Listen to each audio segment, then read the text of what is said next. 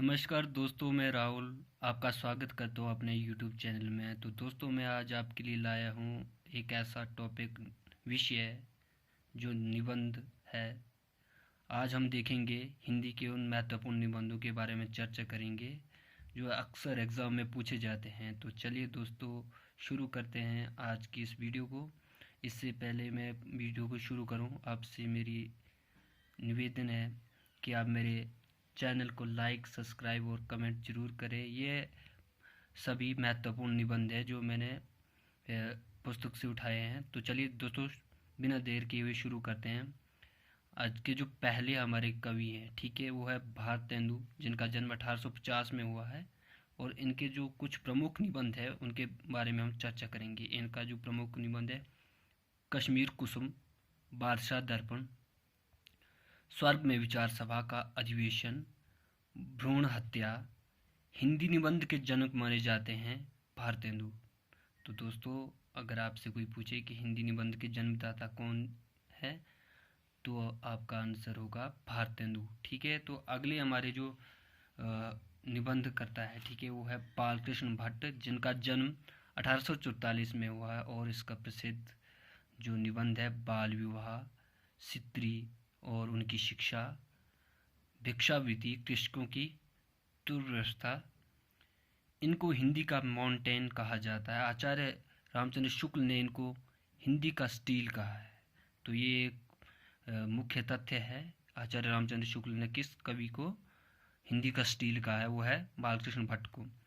तो ठीक है दोस्तों, आप अच्छी तरह से इनको पढ़ लें और याद, ये सभी नेट, JRF, HPU एंट्रांस कहीं भी आ सकते हैं, इसलिए इनको अच्छी तरह से याद करें, आपके लिए फ़ायदेमंद होगा। अगले हमारे जो कवि है वो है बाल मुकुंद गुप्त। इनके जो शिव शंभू की चिट्ठे हैं ये बहुत प्रसिद्ध है, जो लॉर्ड कर्जन पर व्यंग्यात्मक रूप से लिखा गया है। ठीक है, और चिट्ठे और खत भी इनका निबंध है।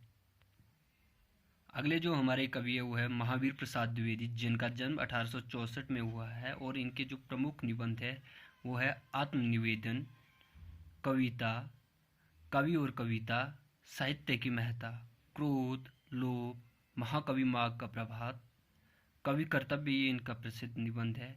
इनके निबंध संग्रह रसग रंजन, बेकन विचारवली, ठीक है, ये इनके प्रमुख निबंध है। इनको आप जरूर याद करें, मोस्ट इम्पोर्टेंट हैं सभी। ठीक है, बाकी अगले जो हमारे कवि है वो चंद्रधर शर्मा गुलेरी। इनका है जो कछुआ धर्म, गोबर गणेश, ठीक है, इनके बहुत ही प्रसिद्ध निबंध संग्रह है। ये मैंने मुख्य इनकी सभी निबंधों में से उठाए हैं जो अक्सर एग्ज़ाम टेस्टों में पूछे जाते हैं। अगले जो हमारी कवि है वो है सरदार पूर्ण सिंह। इनका जो निबंध संग्रह है, ठीक है, आचरण की सभ्यता, सच्ची वीरता, मजदूरी और प्रेम, पवित्रता, कन्यादान।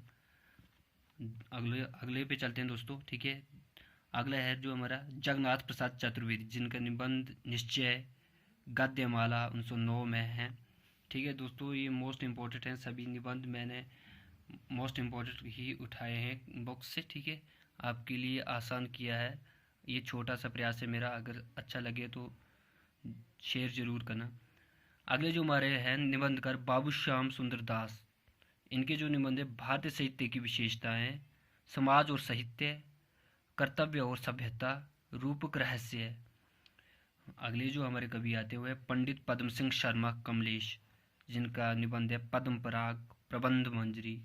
ठीक है, और जो हमारे अगले महत्वपूर्ण कवि आते हैं, आलोचक आते हैं, वो है आचार्य रामचंद्र शुक्ल, जिनका जन्म 1884। और इनके जो निबंध है वो है भाव या मनोविकार, उत्साह, श्रद्धा और भक्ति, करुणा, लज्जा और ग्लानि, लोभ और प्रीति, घृणा, ईर्ष्या, भय, क्रोध। और इनके जो बाकी निबंध है कविता क्या है, ये मोस्ट इम्पोर्टेंट है। काव्य में रहस्यवाद, काव्य में अभिव्यंजनावाद, निबंध सम्राट के नाम से जाना जाता है रामचंद्र शुक्ल को। इनके समस्त निबंधों को चिंतामणि के 2 भागों में संकलित किया गया है, जिसका प्रथम भाग 1939, द्वितीय भाग 1945, और वर्तमान में इसके 4 खंड प्रकाशित हो गए हैं। ठीक है, चिंतामणि को पहले विचार विधि के नाम से प्रकाशित करवाया था। और जो हमारे दूसरे कवि हैं वो है डॉक्टर नगेंद्र। इनके जो प्रमुख निबंध है वो है विचार और विवेचना 1959 में, विचार और अनुभूति, विचार और विश्लेषण, चेतना के बिंब, आस्था के चरण इनके मुख्य निबंध है। बाकी भी इनके कुछ और निबंध है, पर उनमें से जो मुख्य निबंध है मैंने उनका चयन किया है जो अक्सर टेस्ट में पूछे जाते हैं, तो इसलिए आप इनको ज़रूर याद करें, ये मोस्ट इम्पोर्टेंट है।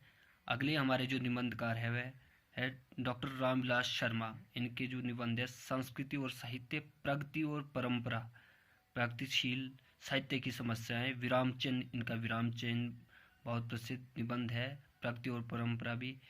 जो भी ये निबंध मैंने लिखे हैं ये सभी इम्पोर्टेंट है, इसलिए आप सभी इनको अच्छी तरह से याद करें। अगले जो हमारे कवि है वो है शिवदान सिंह चौहान।